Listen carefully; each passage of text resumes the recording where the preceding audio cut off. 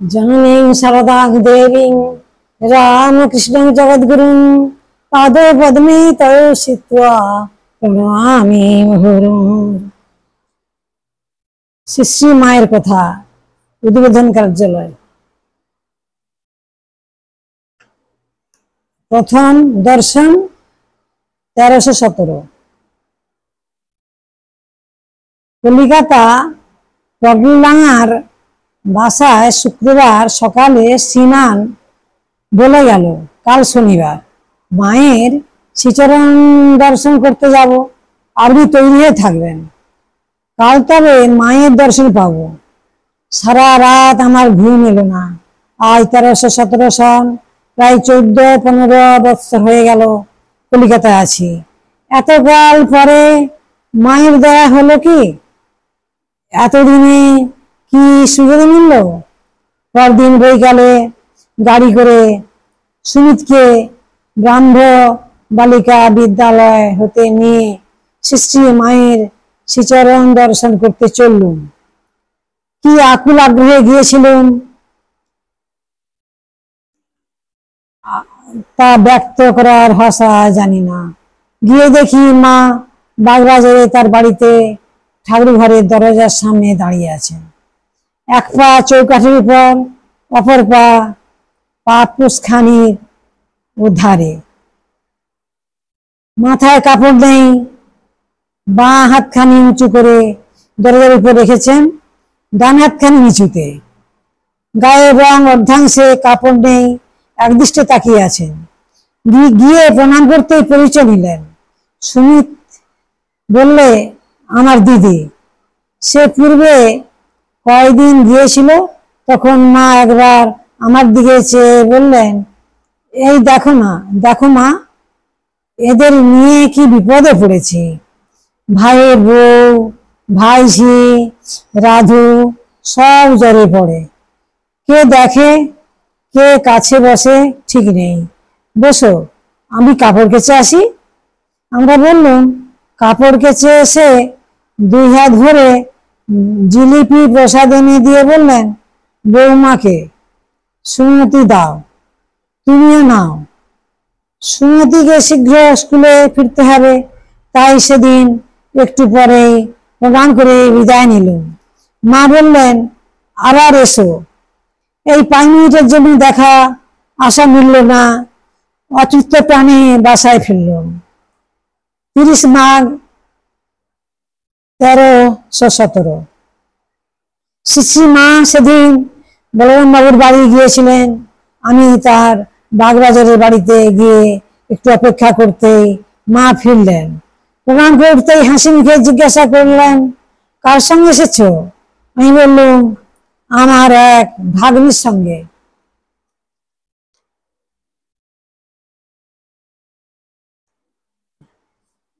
দেখেছিল, মা ভালো আছো? বৌমা ভালো আছে? এতদিন আসনি, ভাবছিলাম অসুখ করলো নাকি। বিস্মিত হয়ে ভাবলাম, একদিন মাত্র 5 মিনিটের দেখা, তাতে মা আমাদের কথা মনে করেছেন ভেবে আনন্দে চোখে জল এলো। মা, আমার প্রাণের ষষ্ঠে চেয়ে তুমি এসেছো? তাই ওখানে বলরাম বাবুর বাড়িতে বসে আমার মন চঞ্চল হয়ে উঠেছিল। আমি একেবারে অবাক হয়ে গেলাম। মায়ের একটি শিশু ভাইপোর খুদের জন্য সুমতি 2টি পশমের টুপি দিয়েছিল। মাকে উহা দিতে এই সামান্য জিনিসের জন্য কতই খুশি হলেন। তক্তপোষের উপর বসে বললেন, বসো এখানে আমার কাছে। পাশেই বসলুম। মা আদর করে বললেন, তোমাকে যেন মা আরো কত দেখেছি, যেন কতদিনের জানাশোনা। আমি বললাম, কি জানি না, একদিন তো কেবল 5 মিনিটের জন্য এসেছিলাম। মা হাসতে লাগলেন ও আমাদের 2 বোনের অনুরাগ ভক্তির অনেক প্রশংসা করলেন। আমরা কিন্তু ওই সকল কথার কত দুর্যোগ্য তা জানি না। ক্রমে ক্রমে অনেক স্ত্রী ভক্ত আসতে লাগলেন। ভক্তি বিগলিত চিত্তে সকলেই মায়ের হাসি মাখা স্নেহ ভরা মুখখানির পানে একদৃষ্টে চেয়ে আছেন। ওরূপ দৃশ্য আমি আর কখনো দেখিনি, মুগ্ধ হয়ে তাই দেখছি। এমন সময় বাসায় ফিরবার তাগিদ এলো। গাড়ি এসেছে। মা তখন উঠে প্রসাদ দিয়ে খাও খাও করে একেবারে মুখের কাছে ধরলেন। অত লোকের মধ্যে একলা অমন করে খেতে আমার লজ্জা হচ্ছে দেখে বললেন, লজ্জা কি নাও। তখন হাত পেতে নিলুম। তবে আসি মা বলে প্রণাম করে বিদায় নেবার সময় বললেন, এসো মা এসো, আবার এসো। একলা নেমে যেতে পারবে তো? আমি আসবো। এই বলে সঙ্গে সঙ্গে সিঁড়ি পর্যন্ত এলেন। তখন আমি বললুম, আমি যেতে পারবো মা, আপনি আর আসবেন না। মা তাই শুনে বললেন, আচ্ছা একদিন সকালে এসো। পরিপূর্ণ প্রাণে ফিরলুম। ভাবলুম এ কি অদ্ভুত স্নেহ। বৈশাখ সংক্রান্তি 1318। আজ গিয়ে প্রণাম করতেই মা বললেন, এসেছো মা? আমি মনে করেছি কি হলো কি হলো গো, কেন আসে না? এতদিন আসেনি কেন? আমি বললাম, এখানে ছিলুম না। এখানে ছিলুম না মা, বাপের বাড়ি গিয়েছিলাম। মা, বৌমা সুমতি, আসে না কেন? পড়াশোনার চাপে? আমি, না, ভগ্নিপতি এখানে ছিলেন না। মা, তা ও তো স্কুলে যাচ্ছে। আচ্ছা, ওরা সংসার ধর্ম করে তো? আমি বললাম, কাকে বলে সংসার, কাকে বলে ধর্ম তা তো জানি না। জানি মা, তা কি জানি না? আপনি জানেন। মা একটু হাসলেন। মা, কি গরম পড়েছে বলে বাতাস খেতে পায়খানা পাখাখানা হাতে দিয়ে বললেন, আহা, দুটো ভাত খেয়েই ছুটে আসছো, এখন আমার কাছে একটু সও। মাকে নিচে বাঁধি পেতে দিয়েছে। তার বিছানায় শুতে সংকুচিত হচ্ছে দেখে বললেন, তাতে কি মা, সও। আমি বলছি সও।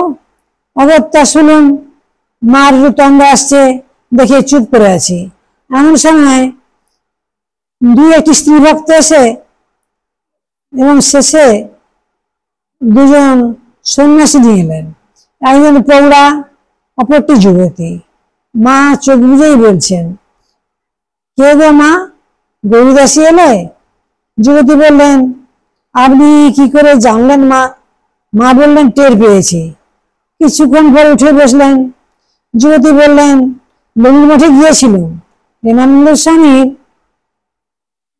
প্রেমানন্দ স্বামীজি খুব খাইয়ে দিয়েছেন। তিনি থাকলে তো না খেয়ে ফিরবার উপায় নেই। যুবতী সিন্দুর পরেননি দেখে মা তাকে একটু বকলেন। পরে শ্রী মায়ের কাছে আমার পরিচয় নিয়ে গৌরীমা একদিন তাদের আশ্রমে আমাকে যেতে বলে বললেন। সেখানে প্রায় 50-60 জন মেয়েকে শিক্ষা দেওয়া হয়। তুমি সেলাই জানো? আমি সামান্য কিছু জানি বলাতে তিনি তার আশ্রমের মেয়েদের তাই শিখিয়ে আসতে বললেন। মায়ের আদেশ নিয়ে গৌরীমার আশ্রমে একদিন গেলুম। তিনি খুব স্নেহ যত্ন করলেন। প্রত্যহ 2-1 ঘন্টা করে এসে মেয়েদের পড়িয়ে যেতে অনুরোধ করলেন। আমি বললাম, এই সামান্য শিক্ষা নিয়ে শিক্ষয়িত্রী হওয়া বিলম্ব না। ক খ পড়তে বলেন তো পারি। গৌরীমা কিন্তু একেবারে নাছোড়। অগত্যা শিকার হয়ে আসতে হলো। একদিন স্কুলের ছুটি হলে গৌরীমার আশ্রম হতে মায়ের শ্রীচরণ দর্শন করতে গেল। গ্রীষ্মকাল, সেদিন একটু পরিশ্রান্ত হয়েছিল। দেখি মা একঘর স্ত্রী ভক্তের মধ্যে বসে আছেন। আমি গিয়ে প্রণাম করতেই মুখ পানি চেয়ে মশারির উপর হতে তাড়াতাড়ি পাখাখানি নিয়ে আমায় বাতাস করতে লাগলেন। ব্যস্ত হয়ে বললেন, শীঘ্রই গায়ে জামা খুলে ফেলো, গায়ে হা লাগুক। কি অপূর্ব স্নেহ ভালোবাসা! অত লোকের মধ্যে এত আদর যত্ন আমার ভারী লজ্জা করতে লাগলো। সবাই চেয়ে দেখছিল। মা নিতান্ত ব্যস্ত হয়েছেন। দেখো, জামা খুলতেই হলো। আমি যত বলি পাখা আমাকে দিন, আমি বাতাস খাচ্ছি, ততই স্নেহ ভরে বলতে লাগলেন, তা হোক তা হোক, একটু ঠান্ডা হয়ে নাও, তারপর প্রসাদ ও এক গ্লাস জল এনে খাইয়ে তবে শান্ত হলেন। স্কুলের গাড়ি দাঁড়িয়ে আছে, তাই দু একটি কথা কয়েই সেদিন ফিরতে হলো। জার্নিংস 18 শ্রাবণ 1318। আজ সকালে কিছু জিনিসপত্র নিয়ে দীক্ষা নেবার ঘাই গেলুম। কি কি দ্রব্যের দরকার হয় তা গৌরীমার নিকট জেনে তাকেও সঙ্গে নিয়ে গিয়েছিলাম। মায়ের বাড়ি গিয়ে দেখি মা তদ্গত চিত্তে ঠাকুর পূজা করছেন। আমরা যাবার একটু পরে চেয়ে গীতে বসতে বললেন। পূজা শেষ হলে গৌরীমা আমার দীক্ষার কথা বললেন। পূর্বে মার সঙ্গে একদিন আমার ওই বিষয়ে কথা হয়েছিল। বর্তমান কলা নিয়ে গেছি। মা দেখে বললেন, এই তো বর্তমান কলা এনেছো?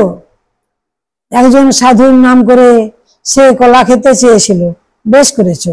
পরে বললেন, এই আসনখানা নিয়ে আমার বাঁ দিকে এসে বসো। আমি বললাম, গঙ্গা জল স্নান তো করা হয়নি, গঙ্গা জলে স্নান তো করা হয়নি। মা, তা হোক, কাপড় চোপড় তো ছেড়ে এসেছো। কাছে বসলুম, বুকের মধ্যে ঢিপ ঢিপ করতে লাগলো। মা তখন ঘর হতে সবাইকে বেরিয়ে যেতে বললেন। তারপর জিজ্ঞেস করলেন, স্বপ্নে কি পেয়েছো বলো। আমি বললাম, লিখে দেব না মুখে বলবো? মা, মুখেই বলো। দীক্ষার সময় শ্রী মা স্বপ্নে প্রাপ্ত মন্ত্রের অর্থ বলে দিলেন। বললেন, আগে ওইটি জপ করবে, পরে তিনি আর একটি বলে দিয়ে বললেন, শেষে এইটি জপ ও ধ্যান করবে।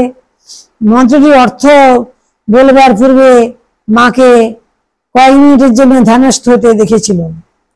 মন্ত্র দেবার সময় আমার সমস্ত শরীর কাঁপতে লাগলো এবং কেন বলতে পারি না, কাঁদতে লাগলো। মা কপালে বড় করে একটা রক্তচন্দ্রের ফোঁটা পরিয়ে দিলেন।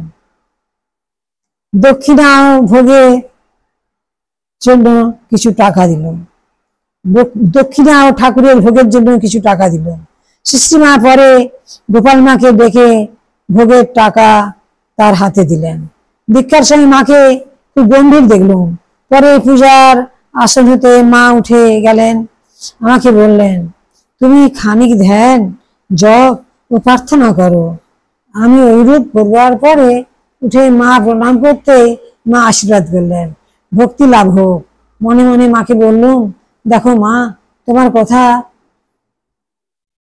মনে রেখো, ফাঁকি দিও না যেন। শ্রী মা এবার গঙ্গাস্নানে যাবেন। গোলাম মা সঙ্গে, আমিও মায়ের গামছা কাপড় নিয়ে সঙ্গে গেলাম। জানেন, স্নানের জন্য মা গঙ্গায় নেমেছেন এমন সময় অল্প অল্প বৃষ্টি আরম্ভ হলো। স্নান করে উঠে ঘাটের পান্ডা ব্রাহ্মণকে একটি কলা, একটি আম, একটি পয়সা দিয়ে মা বললেন, ফল আমি দিল্লি বটে, কিন্তু দানের ফল তোমার হয়। পান্ডা ঠাকুর, জানো না কার হাতে দান আজ পেলে, আর কত বড় কথা শুনলে। কোটি কামনায় জড়িত মানুষ আমরা, ওই দেবী বাণীর মর্ম কি বুঝবো। আমার কাছ থেকে কাপড়খানি নিয়ে পরে ভিজে কাপড়খানি আমার হাতে দিয়ে মা বললেন, চলো। গোলাম মা আগে, মা মাঝে, আমি পিছনে চললাম। ছোট্ট একটি ঘটিতে গঙ্গা জল নিয়ে মা রাস্তার ধারে প্রতি বটবৃক্ষে জল দিয়ে প্রণাম করে যেতে লাগলেন। মা তখন রাজারঘাটে স্নান করতেন, তার নূতন ঘাট, দুর্গাচরণ মুখার্জির ঘাট তখনও হয়নি। গোলাম মা ছোট একটি ঘোড়ায় গঙ্গা জল নিয়ে এসেছিলেন। বাড়িতে ফিরে উহা ঠাকুর ঘরে রাখতে গেলেন। নিচের কলতলায় চৌবাচ্চার কাছে একটি ঘটিতে জল ছিল। মা তাই দিয়ে পা ধুয়ে আমায় বললেন, কাদা লেগেছে, ধুয়ে এসো। আমি জল খুঁজছি দেখে বললেন, এই ঘটির জলটা এই ধরো না। আমি বললাম, আপনি যে ও জল ছুঁয়েছেন? মা আগে একটু মাথা দিয়ে নাও, তাহলে হবে। আমার কিন্তু মন সরল না, বললুম তা কি হয়? আমি আর একটা পাত্র এনে চৌবাচ্চাতে জল নিয়ে পা ধুয়ে নিলুম। মা ততক্ষণ আমার জন্য দাঁড়িয়ে রইলেন। তারপর উপরে গিয়ে ঠাকুরের প্রসাদ দুখানি শালপাতায় সাজিয়ে নিজে একখানি নিলেন এবং আমাকে একখানি দিয়ে কাছে বসে খেতে বললেন। আমি প্রসাদ পাবার পূর্বে মায়ের চরণামিত বাবার আকাঙ্ক্ষা জানতে মা বললেন, তবে জ্বালা হতে একটু কলের জল নিয়ে এসো, এবং আমি উহা আনলে পাত্রটি আমাকে হাতে করে ধরে রাখতে বলে নিজের বাম ও দক্ষিণ পায়ের বৃদ্ধাঙ্গুষে জল দিয়ে কি বলতে লাগলেন বুঝতে পারলাম না, শুধু ঠোঁট নড়তে দেখলুম। শেষে বললেন, নাও এখন। আমি নিজেকে কৃতার্থ জ্ঞান করে উহা পান করলুম। তারপর খেতে খেতে প্রত্যেক জিনিসটি নিজে একটু করে খেয়ে আমায় আমবাতে দিতে লাগলেন। তবে অনেকগুলি স্ত্রী ভক্তের আগমন হলো, কাউকে চিনি না, শুনলুম তারা সকলে এখানে প্রসাদ পাবেন। ঠাকুরের ভোগের পর আমরা সকলে প্রসাদ পেতে বসলুম। মাও তার নির্দিষ্ট আসনে এসে বসলেন। তিনবার অন্য মুখে দিয়ে মা আমাকে ডাকলেন এবং আমার হাতে প্রসাদ দিলেন। প্রসাদ গ্রহণ করলুম।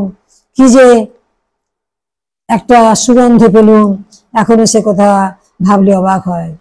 তারপর একে একে সকলের পাতেই মায়ের প্রসাদ বিতরণ হলো। গোলাম মা সকলকে দিয়ে শেষে নিজে খেতে বসলেন। মা এবার খুব হাসি মুখে গল্প স্বল্প করতে করতে খেতে লাগলেন। তাই দেখে আমি হাঁপ ছেড়ে বাঁচলুম। ভিক্ষার সময় হতে এতক্ষণ পর্যন্ত তাকে যেন আর এক মা মনে হয়েছিল। সে কি গম্ভীর, অন্তর্মুখী, নিগ্রহ গ্রহ সমর্থ দেবমূর্তি। ভয়ে জড়সড় হয়েছিলুম।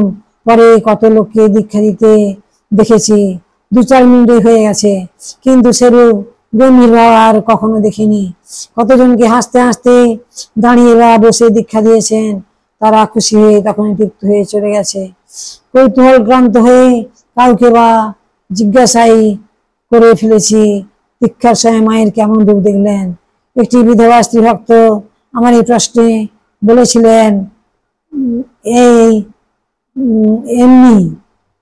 আমি পূর্বে গুরুকুলের কাছে দীক্ষা নিয়েছিলাম, পরে মায়ের কথা শুনে এখানে দীক্ষা নিতে এসেছি। পূর্বে কুলগুরু যেটি দিয়েছিলেন, মা আমাকে সেটি রোজ প্রথমে 10 বার জপ করে নিতে বললেন। পরে নিজে যেটি দিয়েছেন সেটি দিয়ে ঠাকুরকে দেখিয়ে বললেন, উনি গুরু, অন্য এক মূর্তি দেখিয়ে আর ইনিষ্ট, এই বলে প্রার্থনা করতে বললেন যে ঠাকুর আমার পূর্ব জন্মের ইহ জন্মের কুকর্মের ভার তুমি নাও ইত্যাদি। আমার কি হয়েছে বলুন তো? যখনই জপ করতে বসি 8 ঘন্টা বেশি জপ করতে পারিনি, কে যেন ঠেলা দিয়ে তুলে দেয়। আপনাদের এমন হয়? ভাবি মার কাছে কত কথা বলি, কিছুই বলতে পারিনি। আমরা তো বেশ মায়ের সঙ্গে কথা বলতে পারেন, মা কি আমাকে ফাঁকি দিলেন? আমি কিন্তু অত কথা জানতে চাইনি। স্ত্রীলোকটি প্রায় প্রৌঢ় অবস্থা, সরলভাবেই নিজেই বলে যাচ্ছেন। আমি বললাম, যা আপনার ইচ্ছা হবে মায়ের কাছে বলুন না, 2-4 দিন বলতে বলতে সহজ হয়ে আসবে। আমরা প্রথম প্রথম অত কথা বলতে পারিনি। এখনো এক এক সময় এমন গম্ভীর ভাব ধারণ করেন, কাছে এগুলো জানা যায় না। বিদায় নিতে লাগলেন। কেহ বা আরতি দেখে যাবেন বললেন। শ্রীমা কাপড় কেচে এসে ঠাকুরের বৈকালী ভোগ দিয়ে প্রত্যেককে প্রসাদ দিলেন। ক্রমে সন্ধ্যায় এলো। মা, রাধু, মাকু প্রভৃতিকে ঠাকুর ঘরে এসে জপ করতে বসতে বললেন। তারা আসতে বিলম্ব করায় মা অসন্তোষ প্রকাশ করে বললেন, সন্ধ্যার সময় এসে এসে সব জপ টপ করবে না, কোথায় কি করছে দেখো। একটু পরে তারা এসে জপ করতে বসলো। পূজনীয় গোপাল মা, যোগিন মা প্রভৃতি এসে সন্ধ্যাকালে ভক্তি ভরে শ্রী মায়ের পদধূলি গ্রহণ করলেন। মা তাদের মাথায় হাত দিয়ে আশীর্বাদ করলেন। কারো বা চিবুক প্রশ্ন করে চুম খেলেন, আবার হাত জোড় করে নমস্কার করলেন। তারপর ঠাকুর প্রণাম করে একখানি আসন পেতে জপে বসলেন। শ্রদ্ধার আরতির উদ্যোগ হচ্ছে। শ্রী মা কিছুক্ষণ পরে জপ শেষ করলেন। বাসা হতে একটি ছেলে নিতে এসেছে। মায়ের কাছে বিদায় নিতে গিয়ে বলল, মা কই সেদিনকার সেই কাপড়খানি তো পরলেন না? মা বললেন, তাই তো মা। তখন মনে করে দিলে কই, প্রণাম করে বাসায় ফিরলাম। স্কুলের কলেজের জন্য শীঘ্র আর মায়ের কাছে যেতে সময় পাইনি। অনেকদিন পরে আজ আবার মায়ের পদপ্রান্তে গিয়ে বসতে মা কত আনন্দ করতে লাগলেন। ভূদেব মহাভারত পড়ছিল, ছেলে মানুষ, পড়তে দেরি হচ্ছিল। মাকে এখন শীঘ্র উঠতে হবে, কারণ প্রায় সন্ধ্যা হয়ে এলো। সেই জন্য তিনি ভূদেবকে বললেন, একে দে, এ জলের মতো পড়ে দেবে এখন, এ অধ্যায় শেষ না করে তো উঠতে পারবো না। মায়ের আদেশে মহাভারত পড়তে বসলুম। এর পূর্বে আর কখনো মায়ের কাছে পড়িনি। কেমন লজ্জা লজ্জা করতে লাগলো। যা হোক, কোনো প্রকারে অধ্যায় শেষ হলো। মহাভারতকে মা হাত জোড় করে প্রণাম করে উঠে পড়লেন এবং আমরা সকলে ঠাকুর ঘরে আরতি দেখতে গেলুম। মা নির্দিষ্ট আশ্রমে গিয়ে ঝাঁপিয়ে বসলেন। জপান্তে হরি বল করে উঠে ঠাকুর প্রণাম করে সকলকে প্রসাদ দিলেন। কথায় কথায় কর্মের কথা হলো। মা বললেন, সর্বদা কাজ করতে হয়, কাজে দেহমন ভালো থাকে। আমি যখন আগে জয়রামবাটিতে ছিলাম, দিন রাত কাজ করতাম, কোথাও কারো বাড়ি যেতুম না। গেলে লোকে বলতো, ও মা, শ্যামার মেয়ের খেপা জামাইয়ের সঙ্গে বিয়ে হয়েছে। ওই কথা শুনতে হবে বলে কোনোখানে যেতুম না।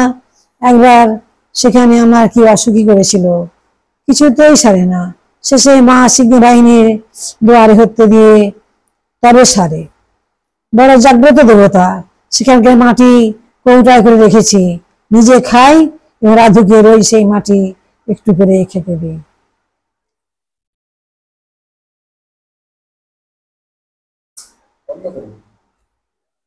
জননী সাদাম দেবী রামকৃষ্ণ জগদ্গুরু অধুবদে সীতারাম।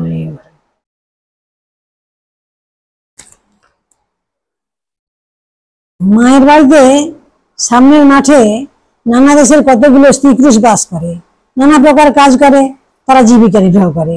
তার মধ্যে একজনের উপপতি ছিল। উভয়ে একত্রে বাস করত। উপপতি কঠিন পীড়া হয়েছিল। মা এই কথা উল্লেখ করে বললেন, কি সেবাটাই করছে মা, এমন দেখিনি। একই বলে সেবা, একই বলে টান, এই বলে এই রূপে তার সেবার কত সুখ্যাতি করতে লাগলেন। উপপতির সেবা আমরা উহা দেখলে ঘৃণায় নাসিকা কুঞ্চিত করতুম, সন্দেহ নাই। মন্দের মধ্যে হতে এই ভালোটুকু যে নিতে হয়, তা কি আমরা জানি? সামনে মাঠের ঘর হতে একটি দরিদ্রা হিন্দুস্থানী নারী তার রুগ্ন শিশুকে কোলে করে মায়ের আশীর্বাদ দিতে এসেছে।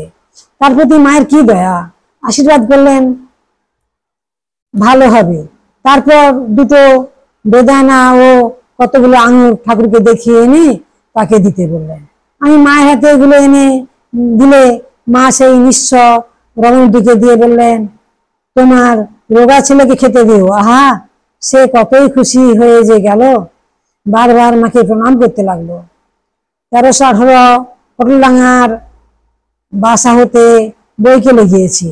মায়ের ঘরে গিয়ে বসতেই গোলাম মা এসে আমাকে বললেন, একটি সন্ন্যাসিনী গুরুর দেনা শোধ করতে সাহায্য প্রার্থী হয়ে কাশি হতে এসেছেন, তোমাকে কিছু দিতে হবে। আমি সানন্দে স্বীকৃতি হলুম।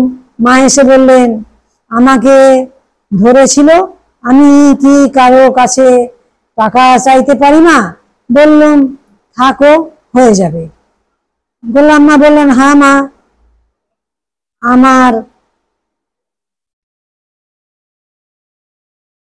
আমার চাইতে পারি মা। বললুম, থাকো, হয়ে যাবে। গোলাম মা বললেন, হ্যাঁ মা, আমার শেষে হিমল উপায় করে দিয়েছেন। মা আসতে চুপি চুপি আমাকে বলছেন, গোলাপ 3খানা গিনি দিয়েছে। খানিক পরে সেই সন্ন্যাসিনী এলেন। তিনি বলরামের বাড়ি গিয়েছিলেন। সেখানে ভক্তরা তাকে যার যার সাধ্য কিছু কিছু দিয়েছেন। শুনলেন সন্ন্যাসিনী হওয়ার পূর্বে তার বৃহৎ সংসার ও 7 ছেলে ছিল। তারাই এখন কৃতি হয়ে সকল বিষয়ের ভার নিতে তিনি সংসার ত্যাগ করে চলে এসেছেন।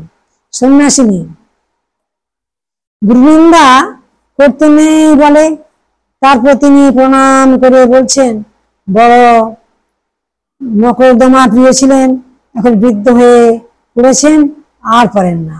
ওদিকে পাওনাদার বিক্রি পেয়ে ধরতে চায়, কি করি, তাই তার জন্য ভিক্ষায় বেরিয়েছি। এই কথা শুনে শ্রীমা একটি শ্লোক বললেন, শক্তি মনে পড়ছে না, তবে ভাব দিয়েই উচিত কথা গুরুকেও বলা যায়, তাতে পাপ হয় না। মা আরো বললেন, তবে গুরু ভক্তি থাকা চাই, গুরু যেমনই হোক তার প্রতি ভক্তিতেই মুক্তি। ঠাকুরের শিষ্য ভক্তদের কি ভক্তি দেখো দেখি। এই গুরু ভক্তির জন্য ওরা গুরু বংশের সকলকে ভক্তি তো করেই, গুরুর দেশের বিড়ালটিকে পর্যন্ত মান্য করে। সন্ন্যাসিনী রাত 3টা হতে বেলা 8টা পর্যন্ত জপ ধ্যান করেন, সেই জন্য একখানি ধোয়া কাপড় চাইলেন। মা ভূদেবের একখানি কাপড় দিতে বললেন। সন্ন্যাসিনী আমায় জিজ্ঞাসা করলেন, তুমি কি রাতে থাকবে? থাকো তো তোমায় কিছু শিক্ষা দিতে পারি। মনে মনে ভাবলুম, আমাদের মার কাছে আবার আপনি কি শিখাবেন? কিন্তু প্রকাশ্যে বললুম, না, আমার থাকা হবে না, আমার গাড়ি এসেছে। সন্ধ্যারাত্রি হতেই শিষ্যি মাকে প্রণাম করে বিদায় নিল। আজ মায়ের কাছে গিয়ে প্রণাম করে বসতেই মা আক্ষেপ করে বললেন, 28 মাঘ 1318। আহা, গিরিশবাবু মারা গেছেন?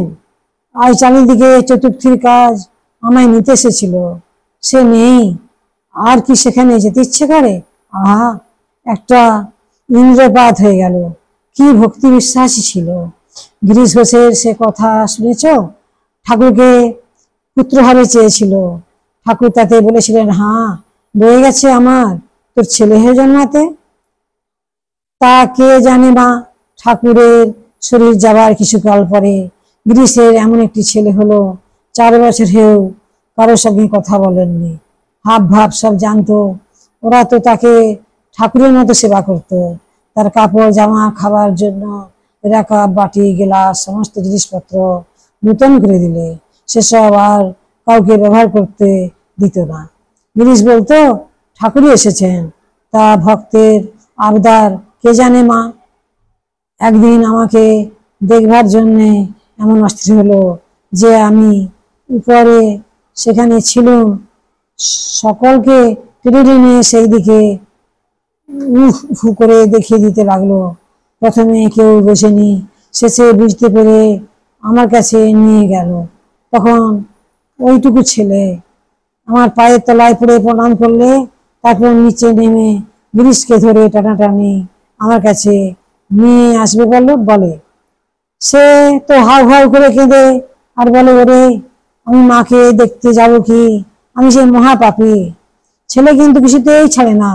তখন ছেলে কোলে করে কাঁপতে কাঁপতে দুচক্ষে জলধারা এসে একেবারে আমার পায়ের তলায় সাষ্টাঙ্গ হয়ে পড়ে বললে, মা, এ হতেই তোমার শ্রীচরণ দর্শন হলো আমার। ছেলেটি কিন্তু মা চরণ মা 4 বছরেই মারা গেল ছেলেটি। এর আগে একদিন গিরিশ ও তার পরিবার তাদের বাড়ির ছাদে উঠেছিল। আমি তখন বলরাম বাবুর বাড়িতে বিকেল বেলা ছাদে গেছি। গিরিশের ছাদ হতে তাকালে যে দেখা যায় সেটা আমি লক্ষ্য করিনি। পরে তার পরিবারের কাছে শুনলাম, সে গিরিশকে বলেছিল, ওই দেখো, মা বাড়ির ছাদে বেড়াচ্ছেন। গিরিশ এই কথা শুনে অমনি তাড়াতাড়ি পিছন ফিরে দাঁড়িয়ে বলেছিল, না না, আমার পাপ নেত্র এমন করে লুকিয়ে মাকে দেখব না। এই বলে নিচে নেমে গেছিল। জননীং সদাং দেবী রামকৃষ্ণ জগদ্গুরু পাদপদ্মে তাই সত্য প্রণমামি।